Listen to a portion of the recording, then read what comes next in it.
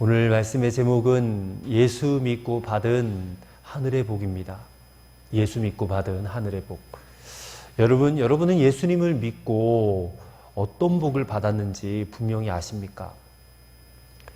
만약 어떤 사람이 여러분에게 당신은 예수님을 믿고 무슨 복을 받았느냐? 이런 질문을 여러분들에게 한다면 여러분 과연 뭐라고 대답하시겠습니까? 이 질문에 정확하게 대답을 하는 성도들이 사실상 거의 드물 것입니다. 예수를 믿고 어떤 복을 받았는지 또 어떤 복을 받게 되었는지를 사실상 잘 모르기 때문에 그렇습니다. 오늘 본문은 예수 그리스도 안에서 우리가 받은 복이 어떤 복인지 또 그 복이 얼마나 놀라운 복인지를 우리에게 가르쳐주고 있습니다. 오늘 본문 3절부터 14절까지의 말씀은 사실 한 문장입니다. 마침표가 없는 한 문장이라는 것입니다. 근데 우리나라 성경, 번역 성경에는 문단을 또 이렇게 마침표를 사용해서 끊어놨지만 원문을 보면 찬송하리로다 라고 시작해서 이 말이 끊어지지 않고 계속해서 14절까지 이어진다고 합니다. 그러니까 이 편지를 쓴 사도 바울이 얼마나 그 벅찬 감격으로 편지를 썼는가를 짐작을 할 수가 있습니다. 이게 찬송하리로다, 찬송이 터지고 나니까 이게 쉬지 않고 써내려갔다는 것이죠. 근데 우리가 오늘 성경을 읽었는데 이 성경을 또 아무 생각 없이 그냥 3절부터 14절까지 읽으면 이게 무슨 말인지 잘 이해가 되지도 않을 수도 있을 것입니다. 또 하품이 날 수도 있을 것이에요. 근데 그것은 하나님께서 예수 그리스도 안에서 우리에게 주신 복이 무엇인지 모르면 그럴 수밖에 없는 것입니다. 사도 바울이 이 편지를 어디서 썼습니까? 로마의 감옥에서 썼습니다. 그 사실을 우리가 알고 나면 정말 놀랍습니다. 감옥에 있으면서도 도대체 무엇이 그렇게 놀랍고 무엇이 그렇게 감격이 되었는지 하나님께 이토록 찬송을 올려드리고 있을까? 세상의 눈으로 보면 너무나 불행하고 불쌍해 보이지 않습니까? 어떤 인간적으로 봤을 때 무슨 생산적인 일을 하는 것도 아니에요. 돈을 많이 버는 것도 아니고 명예가 높아지는 것도 아니에요. 복음을 전하다가 그렇게 정치범으로 몰려서 감옥에 수용이 되어 있는 거예요. 그리고 얼마 있으면 그냥 또 사형 집행을 당할 수밖에 없는, 세상의 눈으로 보면 불행하기 짝이 없는 사람이 사도 바울이에요. 근데 그 안에서 이 사람이 가슴이 벅찼단 말이에요. 놀라운 감격이 있었다는 것이. 오늘 본문이 그것을 우리에게 알려주는 거예요. 그 이유가 무엇이냐? 그가 3절에 고백한 대로 그는 하늘에 속한 신령한 복을 누리고 있었기 때문이었다는 것입니다. 여러분, 저나 여러분이 다 성도입니다. 근데 성도가 되어서 나는 참 불행해. 내 인생은 왜 이렇게 꼬여 있을까? 왜 남들처럼 그렇게 행복하지 못할까? 이렇게 여러분들이 만약 느끼고 있다면 그것은 여러분들이 남들보다 가진 것이 부족해서가 아닙니다. 남들보다 더 높은 자리에 올라가지 못해서가 아니에요. 여러분 자신이 받은 하늘의 신령한 복에 대해서 아직 눈이 띄어지지 않았다라는 것입니다. 그 눈이 열려지지 않은 거예요. 여전히 여러분의 시선은 세상만 바라보고 있기 때문에 그래요. 그러니 끊임없이 비교하고 그 사람보다 내가 갖지 못한 것, 내가 더 잘 되지 못한 것에 대해서 비교하고 자신을 원망하고 남 탓하고 그렇게 살아가는, 그러니 행복할 수 있겠습니까? 그러니까 저나 여러분이 만약에 이런 성도라면 내가 예수 믿어도 받은 복이 하나도 없어, 그렇게 아주 쉽게 말을 꺼내는 것을 우리가 생각할 수 있습니다. 여러분, 우리가 다 하늘의 신령한 복을 받았습니다. 근데 이 복이 어떤 복인지 또 이 복이 얼마나 귀한 복인지를 우리가 알지 못한다면 이 엄청난 복을요 그냥 세상 복과 바꾸는 어리석은 짓을 하게 됩니다. 만약에 3살짜리 어린 아이에게 그 아이가 이제 돈 10,000원을 쥐고 있어요. 근데 그 아이에게 제가 1,000원짜리 과자를 가지고 나랑 그거 바꾸자. 그러면 이 아이가 어떤 선택을 하겠습니까? 당연히 과자하고 10,000원하고 바꿀 거예요. 돈을 내어놓는단 말입니다. 왜 아이가 그런 선택을 합니까? 돈의 가치를 모르니까 그러는 거죠. 눈앞에 보이는 맛있는 과자에 그냥 정신이 팔려서 자신이 가진 그 10,000원이라는 가치를 알지 못하는 거예요. 근데 마찬가지입니다. 저나 여러분이 하늘의 신령한 복을 받았는데 그 복이 얼마나 어마어마한 엄청난 가치를 가지고 있는지를 우리가 알지 못한다면 세상 복과 금방 바꾸고 말 거예요. 바꿀 수 없는 복인데. 여러분, 저나 여러분이 정말 예수님을 믿었다면 이 하늘에 속한 신령한 복을 다 받은 줄로 믿으시길 바랍니다. 그렇다면 이 복이 과연 어떤 복인지는 알아야 되지 않겠습니까? 또 그 복이 얼마나 엄청난 것인지 우리가 알아야 되지 않겠습니까? 오늘 본문은 우리에게 3가지의 복을 말씀하고 있습니다. 첫째로, 하나님께서 우리를 당신의 자녀로 택해 주신 복입니다. 4절 말씀을 우리 같이 함께 읽겠습니다. 곧 창세 전에 그리스도 안에서 우리를 택하사 우리로 사랑 안에서 그 앞에 거룩하고 흠이 없게 하시려고. 아멘. 자, 이 말씀에 창세 전에 그리스도 안에서 우리를 택하사 그래요. 하나님께서 창세 전에 저와 여러분을 택하셨다. 이 사실이 여러분 믿어지십니까? 창세 전, 이 지구가 생기기도 전에 저나 여러분을 택하셨다. 무슨 그런 말도 안 되는 소리를 합니까? 이렇게 생각이 될 수도 있을 것 같아요. 하지만 이 말씀은 사실입니다. 이 말씀은 진리입니다. 여러분, 믿어지지 않아도 믿으시기를 바랍니다. 창세 전에 저와 여러분을 택하셨어요. 그러니 지금 저와 여러분이 과거에 어떤 형편, 어떤 삶을 살았든지 간에 아무런 상관이 없어요. 저나 여러분은요, 하나님이 택하셔서 지금 이 자리에 와서 예배를 드릴 수 있게 된 겁니다. 택함 받았기 때문에. 예수님께서도 증언하셨어요. 저나 여러분이 하나님의 택함을 받지 않았다면 하나님 앞으로 아무도 올 자가 없느니라 그랬어요. 요한복음 6장 44절에 나를 보내신 아버지께서 이끌지 아니하시면 아무도 내게 올 수 없으니 라고 그랬어요. 하나님이 택해서 보내주지 아니하셨으면 이 자리에 있을 사람이 아무도 없다는 것입니다. 그 택함 받았다는 것이 얼마나 감사가 되는 겁니까? 택함 받지 못한 사람들도 있는데. 우리가 알든지 모르든지 간에 하나님께서는 우리를 택하셔서 우리를 주목하시고 우리를 예수님께로 인도하여 주셨습니다. 택함 받은 거예요. 정말 믿어지지 않을 수도 있을 거예요. 근데 꼭 믿으시길 바랍니다. 그렇다면 궁금합니다. 하나님께서 도대체 날 뭘 보고 택하셨는가? 내가 무슨 택함 받을 만한 조건이 있어서 나를 택하셨는가? 사실 이게 상상이 잘 되어지죠. 내가 하나님의 택함을 받을 자격이 무엇인가? 하나님이 나를 무슨 기준으로 택하셨는가? 고린도전서 1장에 보면요, 그 기준이 나와 있어요. 우리를 무슨 기준으로 택하셨는지 그 기준이 뭔지 말씀을 읽어드리겠습니다. 고린도전서 1장 27절부터 29절입니다. 그러나 하나님께서 세상에 미련한 것들을 택하사 지혜 있는 자들을 부끄럽게 하려 하시고 세상의 약한 것들을 택하사 강한 것들을 부끄럽게 하려 하시며 하나님께서 세상의 천한 것들과 멸시받는 것들과 없는 것들을 택하사 있는 것들을 폐하려 하시나니 이는 아무 육체도 하나님 앞에서 자랑하지 못하게 하려 하심이라. 아멘. 이 말씀 믿으십니까? 우리 생각에는 하나님께서 똑똑한 사람, 잘난 사람, 능력 있는 사람, 많이 가진 사람을 택하실 것 같은데 기왕이면 좀 깨끗한 사람, 성실한 사람, 도덕적으로 완벽한 사람, 이런 사람 택하셔서 사용하시면 훨씬 더 좋을 것 같은데 그런 사람들과 비교하면 나는 사실상 아니잖아요. 난 아니란 말입니다. 근데 하나님께서는요, 우리가 미련하기 때문에, 약하기 때문에, 천하기 때문에, 멸시받기 때문에, 없는 자이기 때문에 우리를 택하셨다라는 거예요. 우리나라가 이 고아 수출국으로 아주 유명합니다.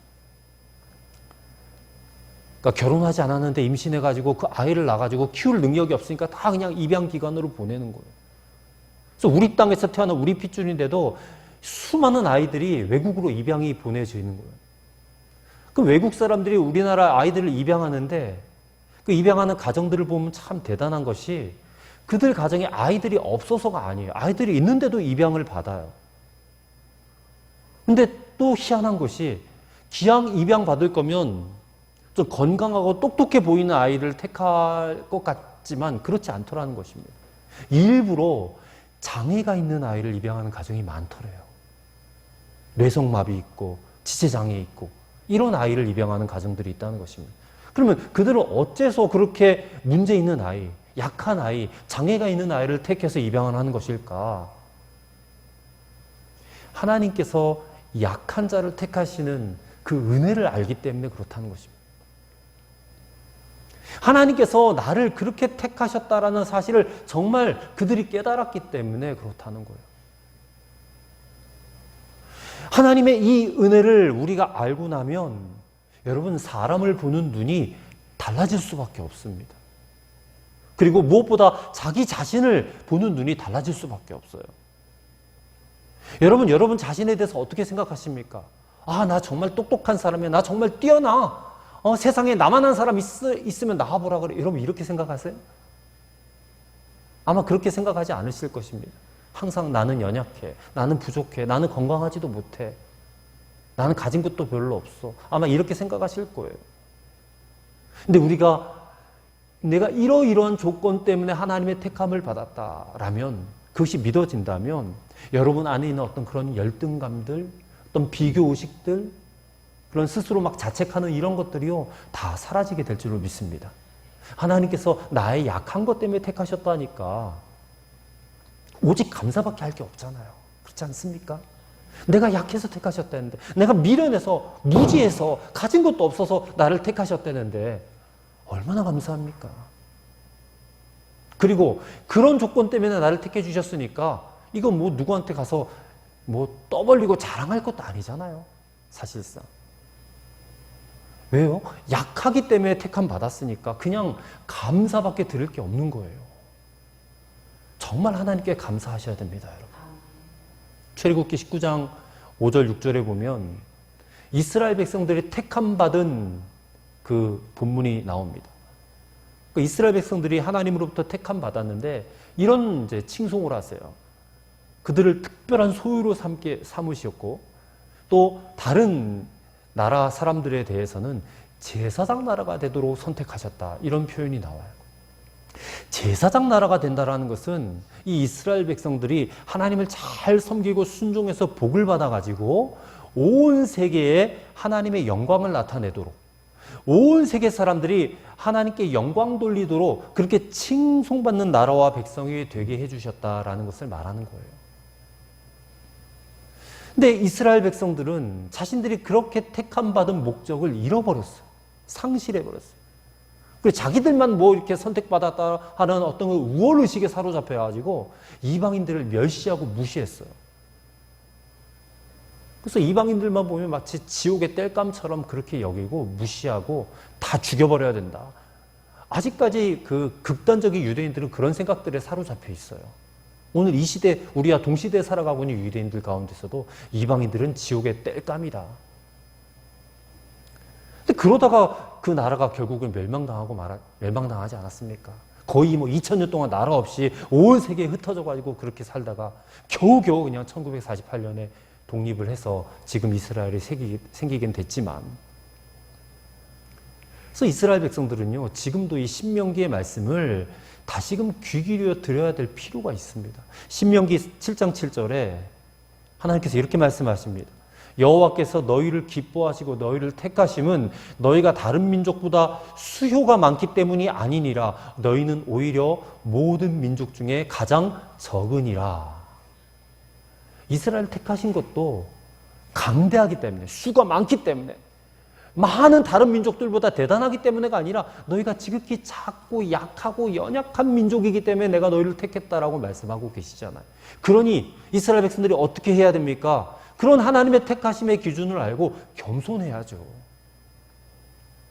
그리고 이렇게 작고 연약하고 수도 적은 우리를 택하여 주신 것에 대해서 감사하고 자신들에게 주어진 사명을 잘 감당했어야죠. 근데 그렇지 못했다는 거예요. 그래서 그들이 멸망당할 수밖에 없었어요. 이건 오늘 우리에게도 동일하게 적용되는 부분입니다. 우리 역시 잘난 것 하나 없고 가진 것도 별로 없고 똑똑하지도 않고 미천하고 부족하지만 우리가 하나님의 자녀로 택함받아서, 하나님의 백성으로 택함받아서 이 자리에 와서 예배를 드리고 있다는 것, 이것을 우리가 다시 한번 되새겨야 될 줄로 믿습니다. 여러분, 우리가 절대 잘나서가 아니에요. 우리가 빼어나서가 아니에요. 부족하고 연약하기 때문에 하나님께 선택되었다라는 사실을 잊지 마시기를 바랍니다.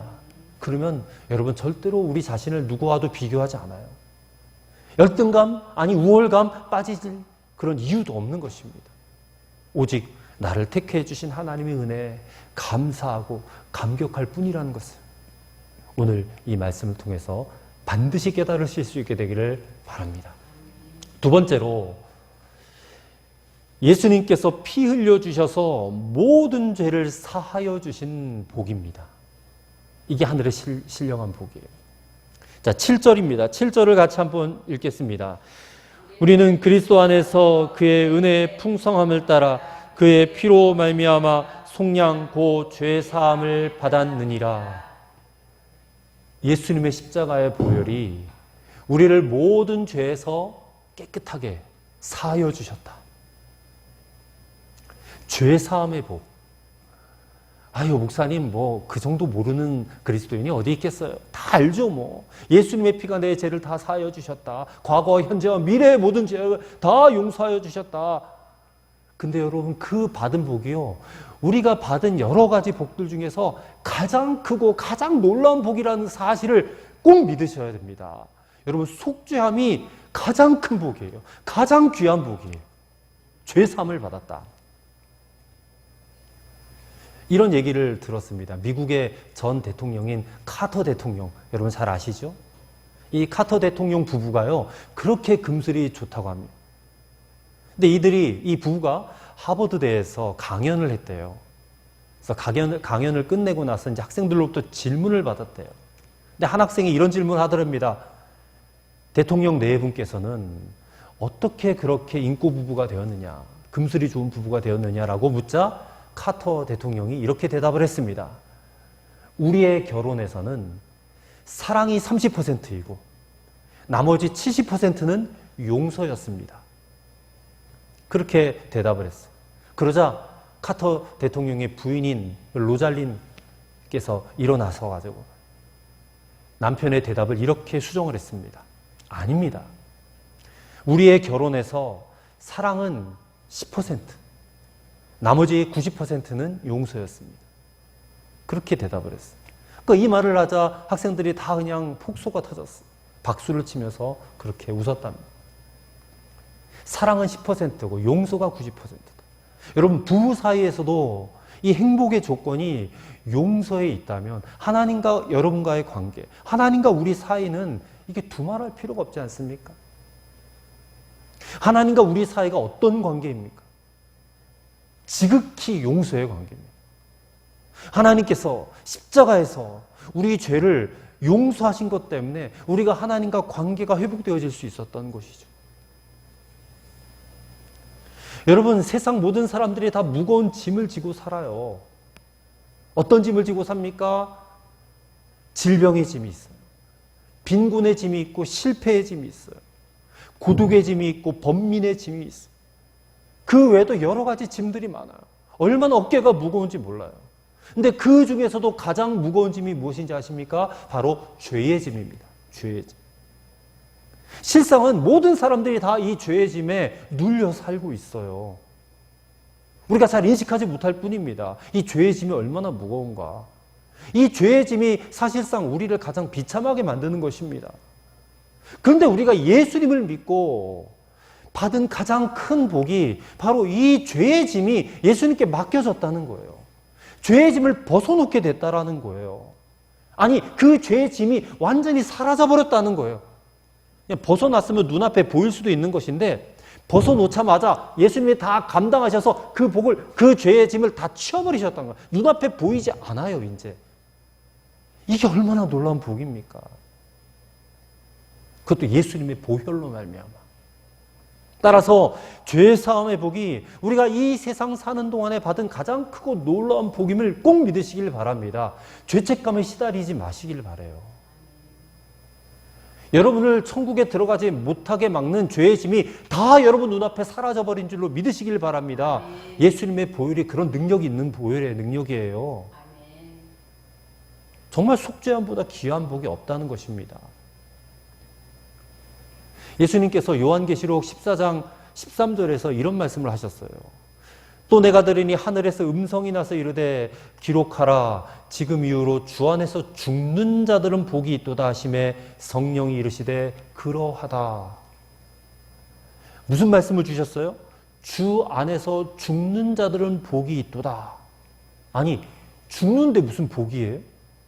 죽는 게 복이 되는 이유가 무엇입니까? 사실상 우리가 다 죽는 것을 불길하게 여기지 않아요? 엘리베이터만 타도 사자가 없고 F라고 써 있잖아요. 왜냐하면 그 사자가 죽을 사를 연상하기 때문이래요. 어디서 또 그런 생각을 하는지 모르겠어요. 왜 숫자 4가 죽을 사예요? 음이 똑같다고. 그래서 F라고 해놓지 않습니다. 어떤 아파트에는 4층이 없어요 또. 1, 2, 3, 5예요. 그만큼 죽을 사를 불길하게 여긴다는 거예요. 근데 예수님께서는 뭐라고 하십니까? 주 안에서 죽는 자들은 복이 있다고 그랬어요. 죽음이 곧 복이라는 거예요.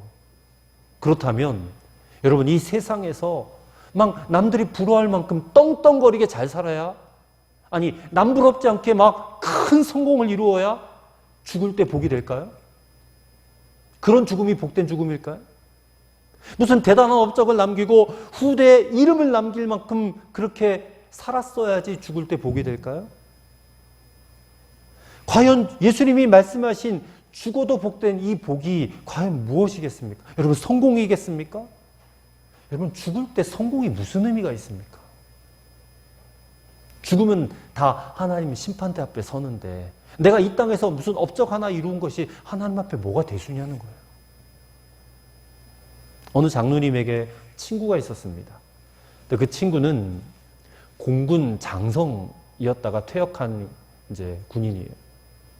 근데 그만 뇌졸중으로 쓰러져서 얼마 못 산다라는 그런 소식을 전해 듣고 이 장로님이 병원으로 찾아갔습니다.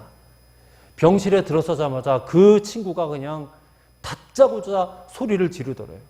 이야, 너 빨리 가서 먹고 죽는 약 가져와. 나 장군이야, 장군. 근데 내가 이렇게 똥을 좀 못 가리고 이렇게 기저귀 차고 누워 있어야 되겠어. 빨리 먹고 죽는 약 좀 갖다 줘. 그러더라는 거예요. 이 세상 복만 알고 하늘의 신령한 복을 모르는 자는 이와 같을 수밖에 없다는 것을 깨닫게 돼요. 세상에서 장군이었으면 뭐합니까? 성공한 것이 죽을 때 무슨 도움이 되느냐는 거예요. 여러분 우리가 다 돈 하지만 죽을 때 돈이 무슨 소용이 있느냐 말이에요. 사막에서 길을 잃어버린 사람들이 머물던 흔적을 찾았어요. 그래서 혹시 거기서 마실 물이 있을까 막 뒤적거리다가 가죽 주머니를 발견하고 기대를 갖고 열어봤어요. 혹시 여기 물이 들어있을까? 열어보니까 거기에 뭐가 들어있는지 아십니까? 진귀한 보석이 들어있는 거예요. 보석. 근데 그것을 보고 그들이 한 말이 무엇인지 아세요? 에게 아무것도 아니네. 보석을 봤는데 아무것도 아니라는 거예요. 여러분 죽는 순간에 이르면요, 제 아무리 값진 금은보화 보더라도 산더미처럼 갖다 줘도요, 그거 아무것도 아니거든요, 사실. 여러분 죽을 때에 무엇이 그 죽음을 복되게 하겠습니까? 속죄함 받은 거예요. 죄사함 받은 거예요. 그것이 우리의 죽음을 복되게 한단 말입니다. 왜요? 그 속죄함 받은 것이 우리로 천국에 들어갈 자격을 얻게 했기 때문에.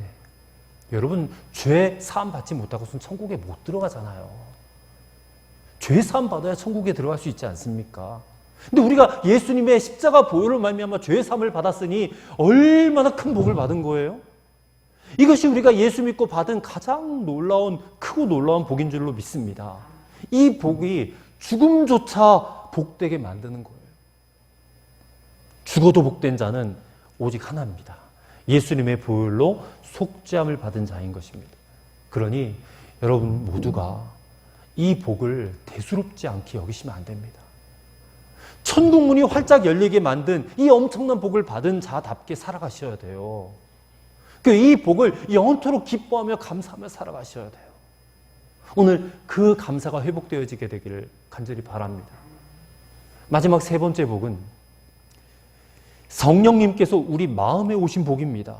자, 13절의 말씀을 우리 다 함께 한 목소리를 읽겠습니다. 그 안에서 너희도 진리의 말씀 곧 너희의 구원의 복음을 듣고 그 안에서 또한 믿어 약속의 성령으로 인치심을 받았으니. 자, 우리가 예수님을 믿기 시작하면 우리 마음에는 엄청난 변혁이 일어나게 돼요.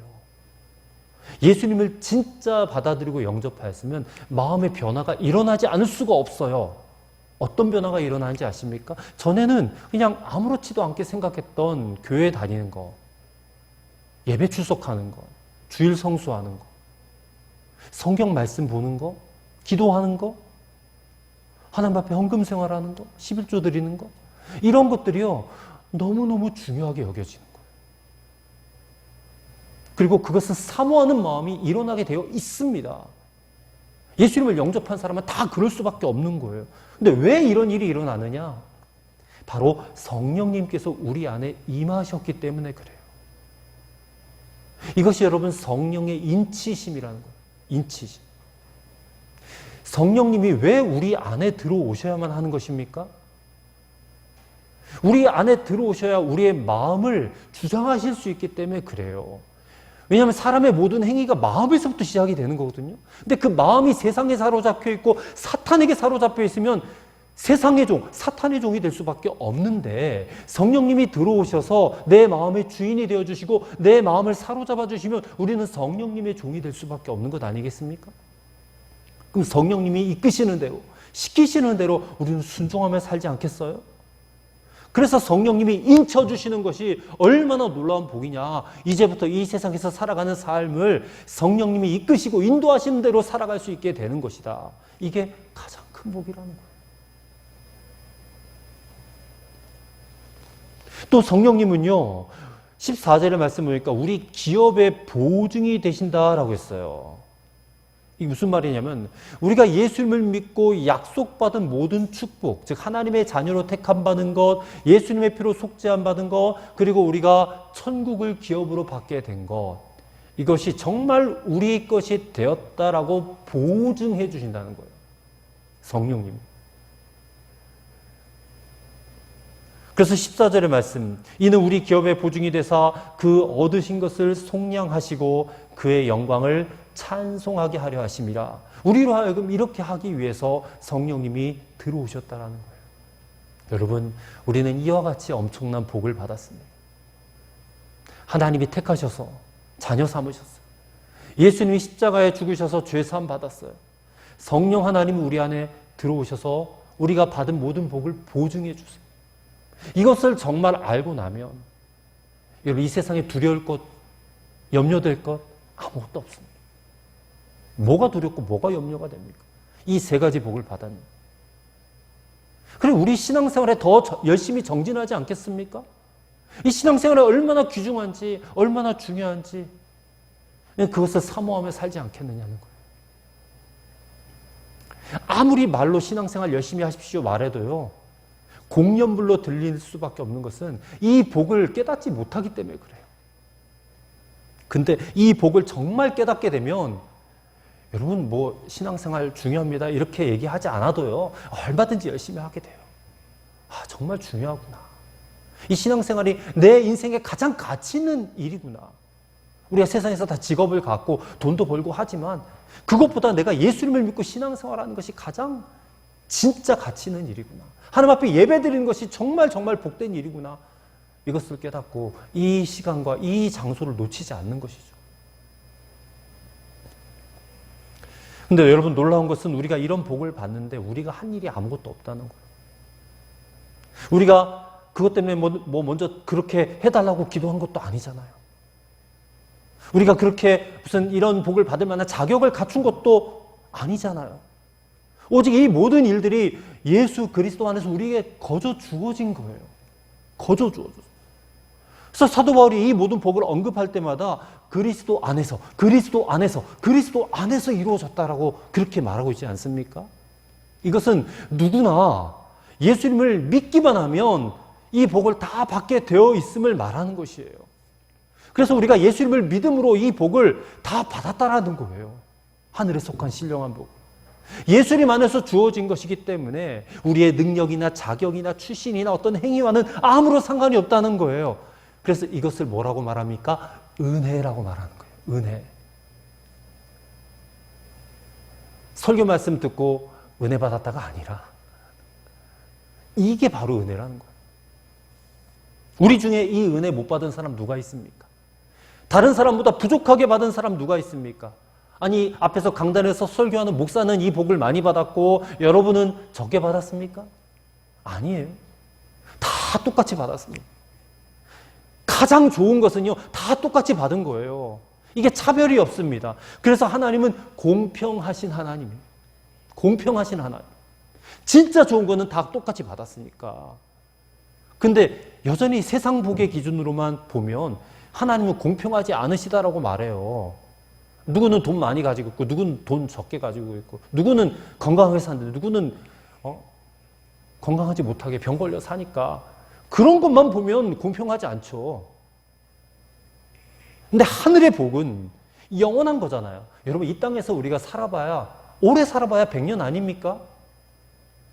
근데 이 복은 영원한 복이잖아요. 그거를 좀 깨달으라는 겁니다. 영원히 살지도 못할 100년밖에 못 사는 100년도 뭐 건강하게 살아야 100년이 의미가 있는 거지. 건강하게 살아야 7, 80년 아닙니까, 여러분? 여러분 얼마나 남았어요? 제가 80세까지 산다 해도 30년도 안 남았어요, 저도. 30년도 안 남았어요. 건강하게 산다는 보장도 없어요. 한 20년은 골고루 하겠죠, 병원 다니면서. 돈 좀 많이 벌고 좋은 집, 좋은 차 갖고 살아봐야 뭐가, 그게 진짜 복이 아닌데. 그래서 우리가 그런 것 갖고 하나님은 공평하지 않으시네, 불공평하시네, 이렇게 말해서는 안 된다는 것입니다. 정말 중요한 복은요, 예외 없이 다 공평하게 받았어요. 그래서 여러분, 하나님은 어떤 하나님이에요? 공평하신 하나님. 그 공평하신 하나님을 찬양하시기 바랍니다. 그런 찬양도 있잖아요. 그 찬양, 공평하신 하나님을 부른 그 작사하신 그분이 송명이라는 분이잖아요. 뇌성마비 장애인입니다, 그분도. 그런 사람이 공평하신 하나님, 남이 받은 것 갖지 못했어도 하나님은 공평하시다 그렇게 작사하고 그렇게 노래 부르지 않았습니까?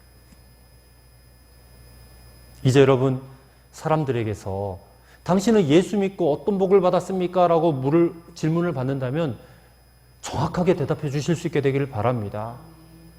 첫째가 뭐예요? 하나님이 택하셔서 자녀 삼아 주신 거예요. 두 번째는 예수님이 십자가에 보혈을 흘려주셔서 속죄함 받은 거예요. 세 번째는 성령님이 내 안에 오신 거예요. 이게 정답입니다. 여러분, 이 세 가지를 대답하실 수 있다면 정답을 갖고 계신 거예요. 그리고 하나님께서 이 복이 여러분 깨달아지고 누려지게 하면서 이제부터 우리가 할 일은요, 이 받은 복을 날마다 되새기면서 평생토록 찬송만 하며 사는 거예요. 감사만 하며 사는 거예요. 그래서 오늘 말씀이 찬송으로 시작해서 찬송으로 끝나는 것 아니겠습니까? 찬송한다는 말이 오늘 본문에 4번이나 나와요. 그저 감사하고 그저 찬송할 수밖에 없는 것이에요. 감옥에 갇혀도 형편이 어렵고 힘들어도 그냥 얼마 되지 않는 세상살이 아닙니까? 근데 이 엄청난 영화로운 영원히 누릴 수 있는 이 복받은 거 생각하면 그냥 감사와 찬송밖에 안 나오는 거예요. 그리고요, 그 감사와 찬송으로 살기 시작하면 성도들의 삶에 기적이 일어나기 시작하는 겁니다. 우리는 그 기적을 누리고 살아야 되지 않겠습니까? 사랑하는 성도 여러분, 예수님을 믿지만 그저 교회만 다닐 뿐, 사도 바울처럼 이런 감격도 모르고 찬송만 하며 산다는 것도 모르고 그런 감사를 아직도 전혀 모르는 분들이 저는 우리 교회에 와서 알게 되기를 소망합니다. 여러분들이 그런 분들을 초청해 오셔야 돼요. 데리고 오셔야 돼요. 여러분들이 이미 누리고 살고 계신다면 그런 친구들, 그런 여러분 지인들, 이웃들 모시고 오세요. 그래서 진짜 이 복을 우리만 누릴 게 아니라 그들도 함께 누릴 수 있게 되기를 바랍니다. 성도들 중에서도 교회는 다니고 있지만 여전히 삶에 불평과 불만이 많고 마음의 상처도 많고 슬픔도 많고 우울도 많아요. 그런 분들이 있다면 오늘 이런 말씀 듣고 성령님의 그런 도우심을 구하게 된다면 그럼 성령께서 가만히 계시겠습니까? 도우실 줄로 믿습니다. 우리가 믿는 하나님은 살아계신 하나님이시잖아요. 침묵하신 하나님 아니고 가만히 계시는 하나님 아니시고 우리가 정말 간절히 바라고 원하면 기도하면 들어주시고 응답하시는 하나님이시잖아요. 오늘 성령께서 저와 여러분들에게 또 이 복이 필요한 자들에게 눈을 열어주실 줄로 믿습니다. 모든 이들에게 이 복 받는 눈을 열리게 해주실 줄로 믿습니다. 그리고 오늘 이 자리에 모인 저와 여러분들은 진정으로 주님을 사모해야 됩니다. 그리고 진정으로 주님을 붙들고 살아가셔야 됩니다. 그래서 모든 이들에게 주시려는 이 하늘에 속한 신령한 복이 정말로 믿어지는 은혜가 저와 여러분에게 있기를 바라고 또 이 자리에 참석하지 못한 여러 가지 이유로 참석하지 못한 그들의 귀에도 이 복이 들려지고 또 그 눈이 열려지는 은혜가 있게 되기를 간절히 축원합니다. 기도하겠습니다. 하나님 아버지, 예수님을 믿는 저희들이 더 이상 이 세상 것에 이끌려 살지 않게 하옵소서. 오직 주님의 은혜로만 살게 하옵소서. 구원받은 하나님 자녀답게 천상의 노래를 영혼으로부터 부르게 하옵소서. 우리의 눈을 열어 하늘에 속한 신령한 복을 보게 하옵소서. 세상 복에 눈이 어두워서 진짜 복을 놓치고 살아가는 답답하고 어리석은 삶을 이제는 완전히 청산할 수 있도록 도와주옵소서. 주님께서 우리의 눈을 열어주실 줄로 믿습니다. 감사드리옵고 예수님의 이름으로 기도하옵나이다. 아멘.